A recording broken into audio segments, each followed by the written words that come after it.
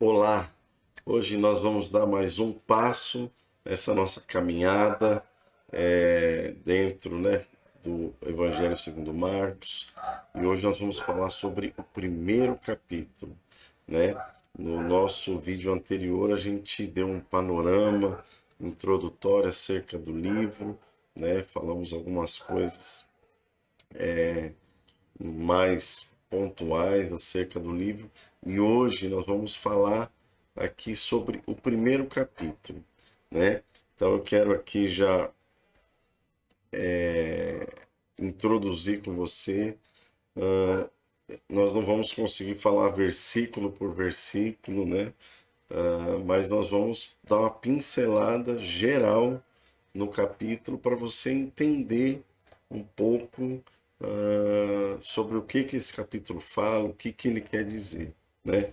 Então eu vou ler alguns versículos, talvez a maioria, e explicando um pouquinho sobre cada um deles, para que você possa receber aí um pequeno comentário, né, bem simples sobre esse capítulo. Então, vem comigo e vamos começar aqui, né? O primeiro versículo de Marcos 1 começa assim: Esse é o princípio das boas novas a respeito de Jesus Cristo, o Filho de Deus, né? E ele já inicia aqui esse primeiro verso anunciando o evangelho de Jesus Cristo, ou seja, as boas novas, a boa notícia de Jesus Cristo. E uma coisa interessante da gente explicar é que, se você lembrar, né, no outro vídeo a gente falou que o alvo dessa carta eram os romanos. E para os romanos, essa palavra evangelho já era uma palavra conhecida. E o que significava essa palavra evangelho para os romanos? Significava notícias boas, notícias alegres sobre o imperador, né? Ou seja, era alguma boa notícia que vinha da máxima autoridade que havia naquela época, né? Então, eles já eram familiarizados com essa expressão. Mas aqui ele define que essa boa notícia é de Jesus Cristo, não é do imperador, né? Mas é de Jesus Cristo. E tem um fato muito interessante, que quando a gente olha para Jesus, as boas novas de Jesus, elas nos revelam uma boa notícia sobre Jesus. Mas Jesus ele não traz apenas a mensagem, mas a verdade é que a gente vai compreender, isso precisa ficar revelado no nosso coração, de que ele não apenas nos traz a mensagem, mas ele é a mensagem. E essa mensagem é a notícia maravilhosa de que o Filho de Deus veio ao mundo para morrer pelo meu, pelo teu pecado. Isso implica em quê? Perdão para os nossos pecados, implica em bênção de pertencermos à família de Deus, implica em uma vitória sobre esse mundo, sobre o diabo, sobre a nossa carne, sobre a morte, sobre o inferno, sobre o pecado. Então, a gente vai ver que aqui ele já inicia dizendo do que se trata esse livro, né? É o anúncio do Evangelho, da boa notícia de Jesus Cristo. Vamos seguir aqui para o versículo 2, que diz assim: Conforme está escrito na profecia de Isaías: Eis aí envio diante da tua face o meu mensageiro, o qual preparará o teu caminho. Uma coisa interessante é que havia uma prática antiga naquela época, e a gente vai ver isso alguns momentos no Antigo Testamento acontecendo. Quando um rei tinha intenção de ir a algum lugar, visitar outro reino, né? Falar com outro rei, ele sempre enviava um mensageiro antes, né? Você vai lembrar disso. E é muito interessante que, além desse mensageiro, ou levar uma carta, ou explicar o motivo da ida desse rei, tinha um outro detalhe. Esse mensageiro, ele tinha responsabilidade, olha a importância que eles davam para o rei, né? Ele tinha a responsabilidade de tirar o lixo do caminho, porque muitos lugares naquela época não tinha reciclagem de lixo, né, ou depósito para lixo. Então, eles jogavam lixo para fora das cidades e as estradas muitas vezes ficavam cheias de lixo, numa condição muito ruim, né? Então, esse mensageiro vinha e arrumava o caminho para que aquele rei pudesse passar, para que aquele rei pudesse chegar até o seu destino. E aqui a gente leu que esse mensageiro, que a gente vai ver no próximo verso, que é João Batista, era preparar o caminho de Jesus, né? Ou seja, preparar os corações para que esses corações entendessem o que de fato Jesus veio fazer. Então, todas as palavras, tudo que a gente vai ver, não são coisas que estão vazias de um contexto, né? Então é interessante a gente saber desses contextos todos que tinham em volta, né? Versículo 4. Esse mensageiro era João Batista. Ele apareceu no deserto, pregando o batismo como sinal de arrependimento para o perdão dos pecados. João Batista aparece no deserto, um lugar ermo, um lugar onde as pessoas não habitavam, onde não havia. O deserto nos fala de muitas coisas, né? Fala de esterilidade, fala de escassez. E esse fato de João estar no deserto também nos fala de um simbolismo de apontar para que a vida das pessoas ela também estavam num deserto espiritual. E quando ele vem anunciar Cristo, é uma proposta de que as pessoas saiam desse deserto, né? E ele pregava o batismo como um sinal de arrependimento, a fim de que as pessoas formalizassem o perdão dos seus pecados, né? E o batismo, ele era esse sinal de arrependimento, apontava para um ato assim deliberado, aonde a pessoa ela recobra o seu juízo, né? E atende em obediência a Deus, a sua vontade, tudo que a palavra diz, e reconhece a justiça de Deus e pela fé recebe, né, essa revelação do reino, e isso inevitavelmente vai produzir na vida daquela pessoa que uma mudança de conduta. Amém? Versículo 6 diz que João vestia roupas tecidas com pele de camelo, usava um cinto de couro e alimentava-se de gafanhotos e mel silvestre. É interessante que essa vestimenta de João Batista também revela algo que serve muito para nós nesse tempo, né? Revela uma firme decisão de se separar de qualquer interesse material e nos apresenta a visão de alguém que está olhando para a eternidade. Não tem nada nessa vida que o chama atenção, que o atrai.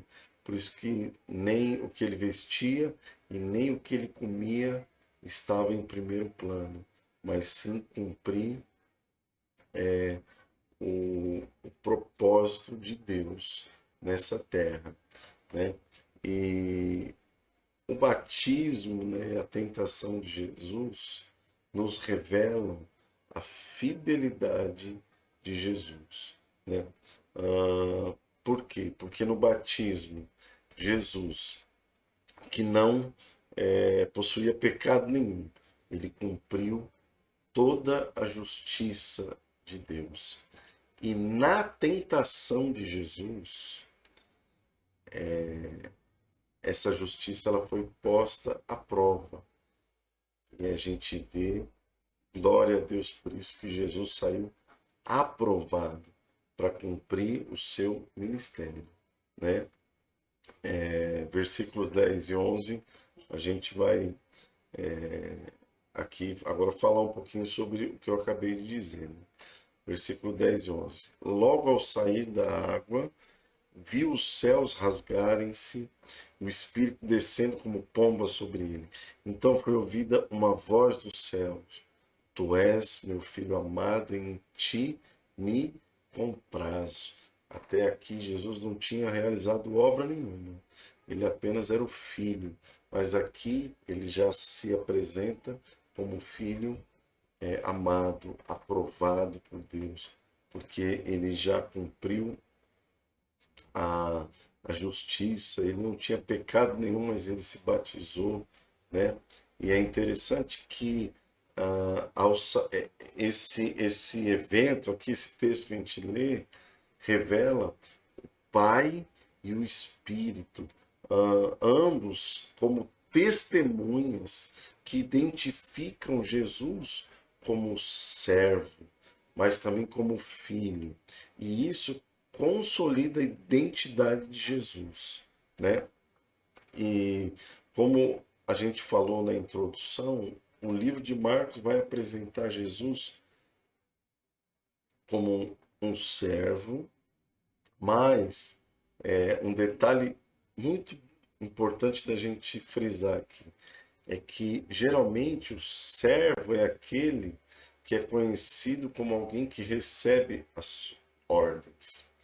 Mas aqui Jesus, embora sendo revelado como servo, e aqui o servo de Deus, esse servo, Cristo, ele está cheio, carregado de autoridade. E essa autoridade, ela se revela em alguns momentos na vida de Jesus. No primeiro, a gente vai ver aqui logo no livro de Marcos, né? Que essa autoridade, esse servo se manifesta com autoridade, no primeiro momento na sua tentação. A gente vai logo aqui agora falar um pouquinho sobre a tentação. Depois, a autoridade desse servo se revela na sua pregação, né?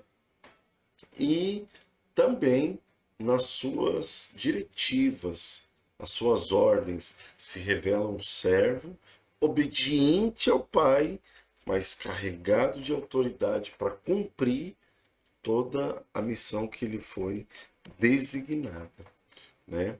Agora vamos aqui, verso 12 e 13. E logo o Espírito o impeliu para o deserto, onde permaneceu 40 dias, sendo tentado por Satanás. Estava com feras, mas os anjos o serviam. Muito bem. Você vai perceber que Marcos ele é muito sucinto e muito objetivo nessa narrativa da tentação de Jesus. Lucas e Mateus, eles são um pouco mais detalhados acerca dessa tentação, né? Então, embora a gente não tenha aqui no livro de Marcos muitos detalhes sobre a tentação de Jesus, eu acho que vale a pena a gente dar aqui algumas notas que estão nos outros evangelhos para a gente explicar a profundidade da tentação de Jesus, né? Porque é muito interessante isso. E eu vou ler aqui, eu estou com a minha Bíblia aqui, eu vou ler rapidamente o relato da tentação no livro de Mateus, que diz assim, Mateus 4:1. A seguir foi Jesus levado pelo Espírito ao deserto para ser tentado pelo diabo. E depois de jejuar 40 dias e 40 noites, teve fome. Então o tentador se aproxima e disse: Se és filho de Deus, manda que essas pedras se transformem em pães. Jesus, porém, respondeu: Está escrito, não só de pão viverá o homem, mas de toda palavra que procede da boca de Deus. Então o diabo levou a cidade santa e colocou sobre o pináculo do templo. E lhe disse: Se és filho de Deus, atira-te abaixo, porque está escrito: Aos teus anjos ordenará a teu respeito que te guardem, e eles te susterão nas suas mãos para não tropeçar em alguma pedra. Respondeu-lhe Jesus: Também está escrito: Não tentarás o Senhor teu Deus. Levou ainda o diabo a um monte muito alto e mostrou-lhe todos os reinos do mundo e a glória deles. E lhes disse: Tudo isso te darei se prostrado me adorares. Então Jesus lhe ordenou: Retira-te, Satanás, porque está escrito: Ao Senhor teu Deus adorarás e só a ele darás culto. Com isso deixou o diabo, e eis que vieram os anjos e o serviram. Muito bem. É muito rico isso aqui. Eu não vou conseguir falar exaustivamente, mas eu quero dar aqui um panorama bem rápido sobre a tentação. A maioria de nós tem uma compreensão de que essa tentação ela tinha a ver com provas pessoais de Jesus, né?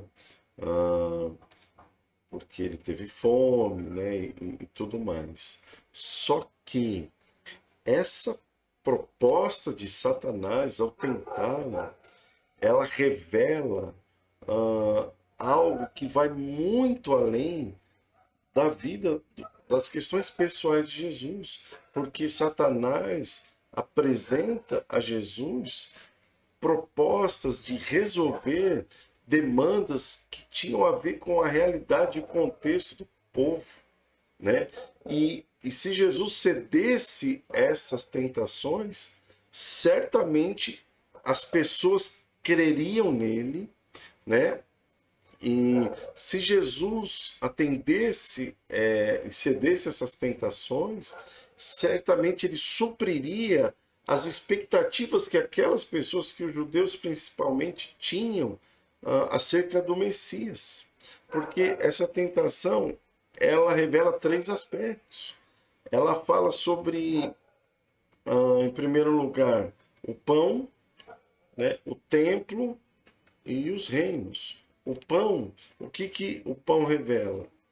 Jesus ele foi tentado a resolver questões econômicas que eram muito difíceis para os judeus. O templo fala sobre a religião. Jesus foi tentado a agir de acordo com as expectativas humanas dos judeus e assim obter favor do alto, se ele atendesse por essa expectativa. E os reinos que Satanás oferece fala de Jesus sendo tentado a obter poder político e acabar com a opressão de Roma. Assim, essa tríplice tentação de Jesus prometia satisfazer a esperança dos judeus no Messias que desafiaria os opressores políticos, tornando-se rei dos reinos do mundo, do seu esplendor, alimentaria os pobres e promoveria uma guinada econômica e desfrutaria também de uma grande aprovação do alto. Então, eu queria dar essa nota com vocês sobre a questão da tentação de Jesus. Versículos 14 e 15. Depois de João ter sido preso, foi Jesus para Galiléia pregando o evangelho de Deus, dizendo: O tempo está cumprido e o reino de Deus está próximo. Arrependei-vos e crede no evangelho. Jesus aqui inicia seu ministério, inicia a proclamação das boas novas do reino de Deus. E era imprescindível que todos os homens e mulheres se arrependessem e crescem. Essas duas palavras, arrependimento e fé, elas expressam a responsabilidade humana em relação ao Evangelho, ou seja, a resposta que o homem tem que dar ao Evangelho que recebe. Assim, se estabelece o reino de Deus, que significa o governo de Deus no coração do homem, né? E os desdobramentos disso vão ser vistos na sociedade à volta daqueles que creem, se arrependem e assumem essa responsabilidade. Talvez, para os judeus, a expressão do reino de Deus possuísse, como a gente acabou de ver na tentação, uma conotação política, mas não era esse o enfoque de Jesus ao anunciar o reino, né? Ele estava apontando para a soberania de Deus na vida das pessoas, ou seja, era um reino espiritual e não político. Jesus apresenta aqui o Evangelho de Deus, porque vem dele e nos conduz para ele. É o Evangelho do reino, porque a fé em Jesus nos leva a seu reino. É o Evangelho de Jesus Cristo, porque ele está no centro. Sem a sua vida, morte e ressurreição, não há boas novas. Paulo o chama também de Evangelho da graça, pois sem a graça não é possível obter a salvação. Apenas há um Evangelho, como a gente vai ver em Gálatas 1, de 1 a 9. E o seu cerne é a obra de Jesus na cruz. Amém? Muito bem, agora vamos dos versos 16 até o 20. Mas eu não vou ler agora, vou só aqui citar o evento para que a gente possa ganhar um pouquinho mais de tempo. Nessa sessão, depois você já leu, né? Então você vai saber que trata do chamado daqueles discípulos, né? Os pescadores que foram revelados de quem Jesus era, mas não apenas da identidade, né, de quem era Jesus, mas fica muito claro nessa vocação a autoridade que Jesus tinha, né? Quem de fato era Jesus e a autoridade que estava sobre eles, né? E o fato deles atenderem esse chamado expressa que de fato eles creram, porque essa fé ela redundou em obediência, né? E aqui a gente vai ver também o início daquilo que a gente vê nas Escrituras, que é a obra de fazer discípulos, né? Jesus começa ali, chama aqueles discípulos e segue durante o restante do seu ministério trabalhando e formando esses discípulos, né? Então, agora vamos para os versos 21 e até o 28. É onde trata ali daquele endemoniado, né? E aqui tem um detalhe que eu acho que é interessante. Fica muito clara a revelação e aquele espírito maligno, ele sabia bem a plenitude de Cristo, porque ele expressa o conhecimento que ele tinha de Jesus e da sua humanidade, mas também da sua divindade, porque quando aquele espírito se manifesta e fala para Jesus, ele diz: o que temos nós contigo, Jesus Nazareno? Né? Ali ele fala da humanidade de Jesus. Vieste para perder-nos, bem sem quem és, o Santo de Deus. Então, aqui eu queria salientar esse ponto. A revelação da humanidade e da divindade de Cristo, né? Jesus homem e Jesus Deus. Até o próprio espírito maligno tinha essa clareza de quem ele era. Amém? Agora, versos 29 até o 34. Aqui a gente vê basicamente duas situações, que é aquele momento onde a sogra de Pedro ela é curada e depois é, a muitos enfermos, endemoniados, né? Basicamente toda a cidade ali recebendo ali a atenção de Jesus, né?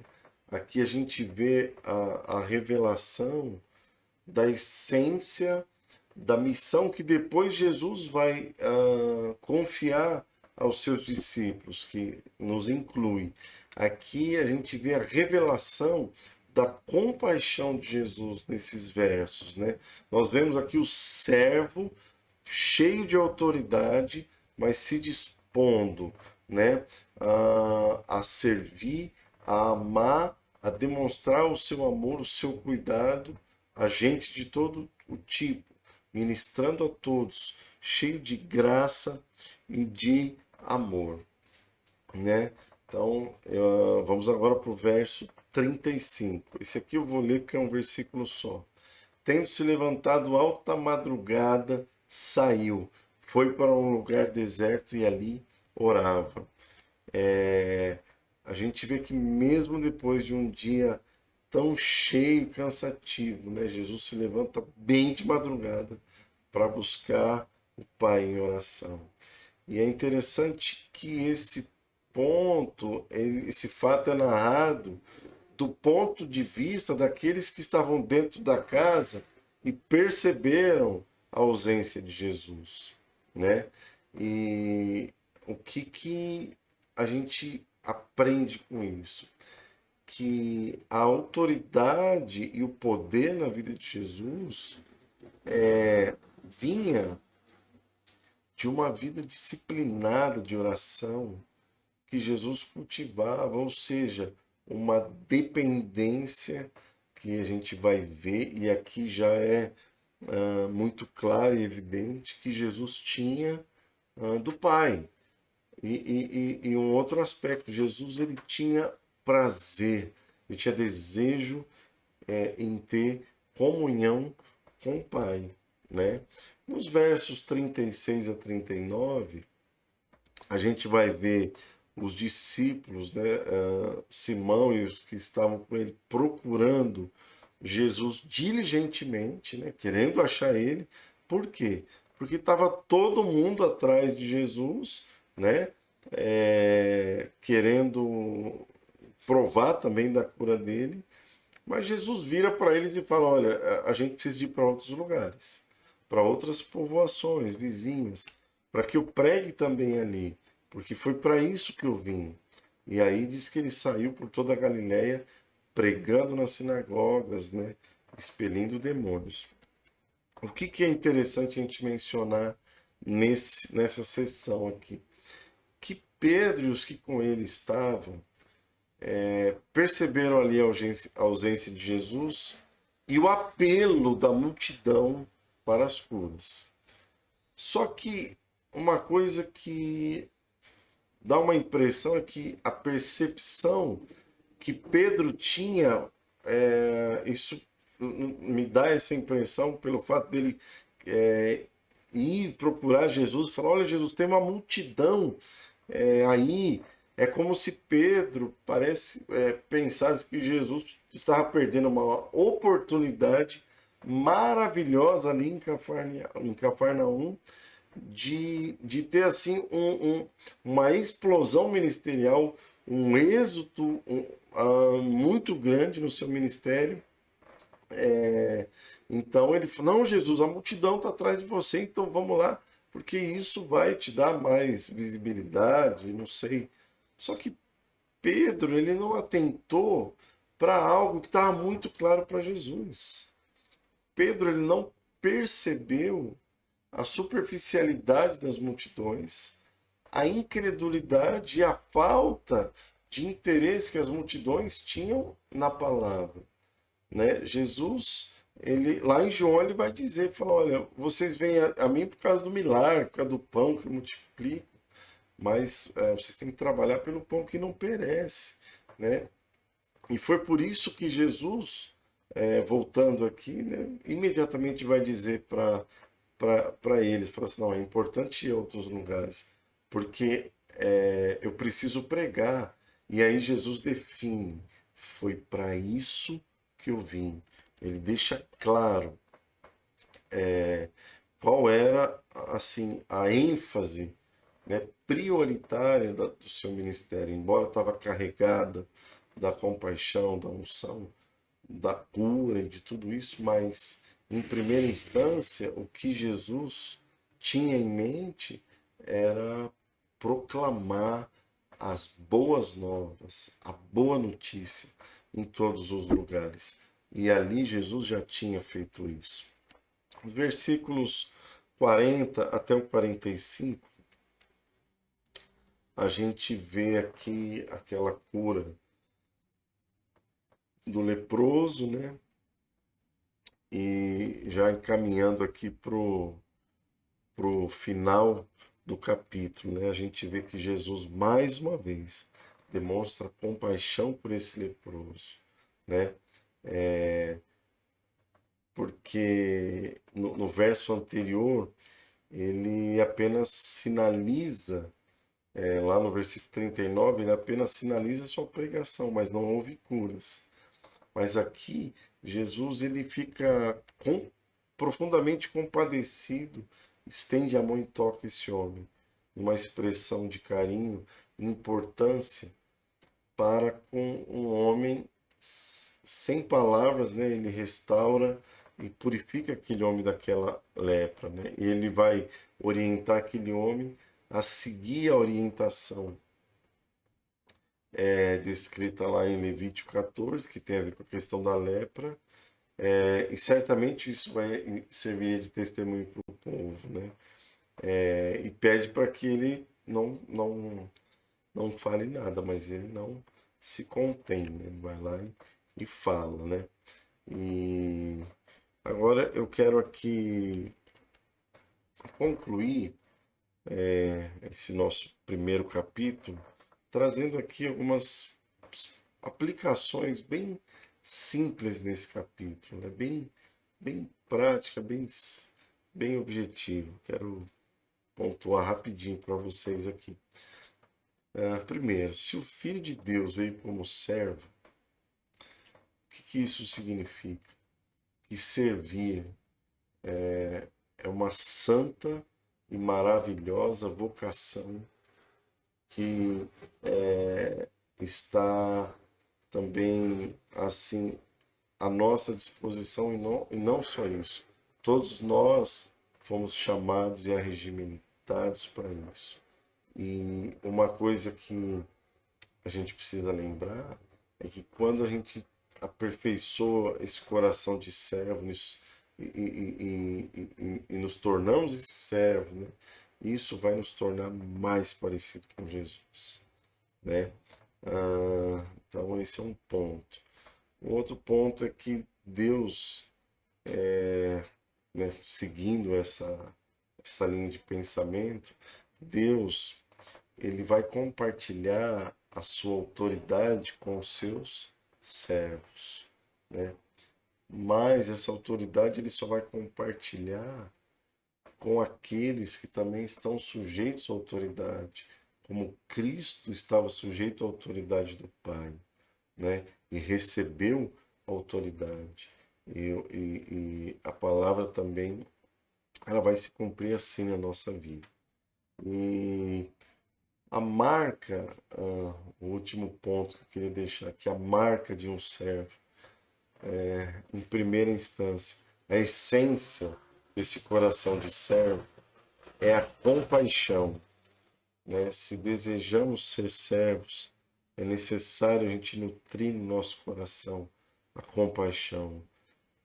Nem sempre aqueles que nos apresentam a nós com alguma necessidade, eles surgirão em momentos convenientes, né? Mas é um privilégio a gente seguir os passos de Jesus e se tornar esse servo compassivo, né? Morrendo para que outros possam viver. Se o nosso alvo é ser como Jesus, isso implica em termos um coração de servo, né? E a gente vai, eu quero aqui encerrar lembrando você do salto que Jesus deu de humilhação e qual foi assim o ápice desse salto em termos da, da vida de Jesus aqui, né? Diz que ele não usurpou de ser igual a Deus, mas ele se esvaziou da sua glória e, e, e foi achado em semelhança de homens, né? E se fez o quê? Servo, né? Então, meus irmãos, o nosso maior desafio é encontrar dentro de nós esse coração de servo. E certamente isso não vai impor para nós nenhum limite para que a gente possa cumprir com a missão que o Senhor nos deu. Então, fica na paz de Jesus e até a próxima.